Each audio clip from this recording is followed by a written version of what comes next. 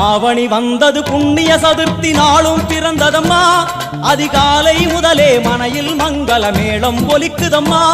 கஜமுகனின் வரவை காண குடும்பம் வாசலில் கூடுதம்மா